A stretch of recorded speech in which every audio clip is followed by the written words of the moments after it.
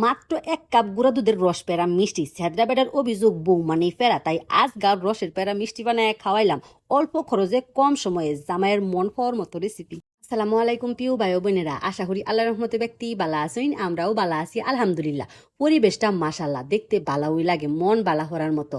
আর মন বালা থাকলে রেসিপি বানাইতেও কিন্তু অনেক বালা লাগে। রান্না ঘর আয়া হাইরা আগে পয় পরিষ্কার হইরা লই, সব কিছু গুছগাছ হইরা এরপরে ওই আমাকে লগে গপ হরবার বই যাওগা 100 গ্রাম গুঁড়া দুধ লই লিছি। আজকে আমি করে গুঁড়া দুধের রস পেরা মিষ্টি বানায় দেখাম।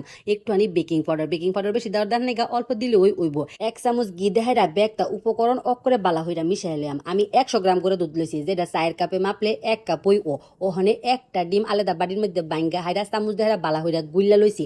100 গ্রাম গুঁড়া দুধের লগে একটা ডিম পুরা ডাউই লাগবো। আমার যদি 200 গ্রাম গুঁড়া দুধ দেহেরা বানাইন ওই ক্ষেত্রে 2টা ডিম লাগবো। 300 গ্রাম গুঁড়া দুধ দেহেরা বানাইলে 3টা ডিম লাগবো।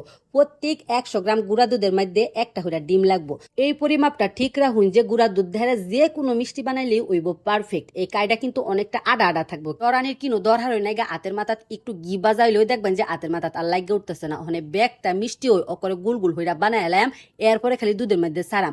বিশ্বাস করুন অনেক অনেক সহজ রেসিপি, খাইতে এত মজার রেসিপি বানায়া খায়া হাইরা আফসোস করছি কম বানাইলাম, কেলাগা আর একটু বেশি বানানির উচিত আছেন। এতটা ওই মজার দাওগা ব্যাগ তো ওই বানানি শেষ হয়ে গেছে। চুলার মধ্যে লড়া বয়া হাইরা 2 চামচ চিনি দেয়া দিচ্ছি ক্যারামেল বানানি লেগা। ক্যারামেল বানানির সঠিক পদ্ধতি হয়েছে চিনি দেহারা লাড়াচাড়া না হরা, যখন এরম লিকুইড ইয়া আইব তখন ওই ব্যাগটা অকরে লাড়াচাড়া শুরু করুন লাগবো। আগে ওই যদি চিনিটা লাড়াচাড়া হরাও তে কিন্তু চিনিটা দলা বাইন্দা জায়গা ক্যারামেল পারফেক্ট না। ক্যারামেলের কালার যখন একটু লাল লাল হইয়া আইছে 1/2 লিটার দুধ ডাইলা দিছি, বাস দুধটা ওখানে লাড়াচাড়া হইরা ক্যারামেলের লগে মিশাইলাম। চিনির ক্যারামেলের মধ্যে সরাসরি দুধ ডাইলে দিলে কিন্তু ক্যারামেলটা অনেক শক্ত হয়ে জায়গা, জাল হইরা আস্তে আস্তে লালে সুন্দরভাবে মিশা জায়গা। আরো 2 চামচ চিনি দিলাম, মিষ্টি ওনে লেগা। ওখানে দুধের মধ্যে যখন টক বগায় উতলানি আইবো হে বালা অকরে ব্যাগটা মিষ্টি দেহাইরা ডাকনা দেহারা ডাইকা 10 মিনিট জাল হরাম। মিষ্টিটা যখন বানাইছিলাম তখন কিন্তু কাইডা অনেক শক্ত আছেন, ওখানে কিন্তু অনেকটা ওই শক্ত হয়ে গেছে গা।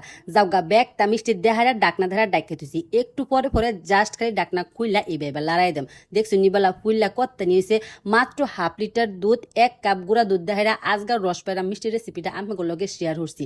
যারা কইন যে গুঁড়া দুধ দেহাইরা মিষ্টি বানাইছি কিন্তু পারফেক্ট হইছে না, পরিমাপটা ঠিক রাখুন। যে পরিমাপ ঠিক রাখলে অবশ্যই অবশ্যই মিষ্টি পারফেক্ট হইব ইনশাল্লাহ।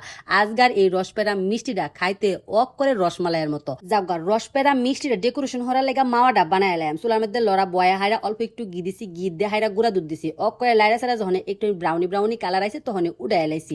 আয়া পড়ছি অক করে 2 ঘন্টা পরে একটুখানি খায়া দেখছিলাম কি হইছে, এত মজার হইছে কি কইতাম। ওখানে মাওয়া দেহারা জাস্ট খালি ডেকোরেশন ফুললা কিন্তু ডবলের টবল হয়ে গেছে। যারা মনে হরতাছ গুঁড়া দুধের মধ্যে আবার ডিম দিছে, হেটা আবার দুধে মিশাইছে, হেটা আবার কিরম লাগবো খাইতে, এটা যদি মনে হরা থাকুন অবশ্যই অবশ্যই বাচ্চারা হইরা দেখুন যে ওখানে একটা কাইডা দেখায় কতটা সফট হয়েছে, ভিতরেটা কতটা সুন্দর স্পঞ্জ হয়েছে, আর রস কতটা সুন্দর হয়ে ঢুকছে।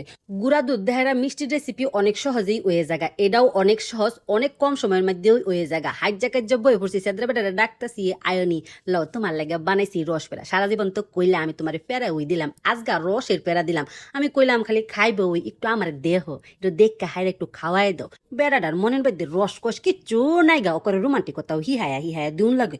বুঝুই না খাউন দেখলে কোনোটা ওই দিশে বানা। যাও গা গুঁড়া দুধের রেসিপিটা আমরা বাচ্চারা দেখুন যে। আল্লাহ হাফেজ।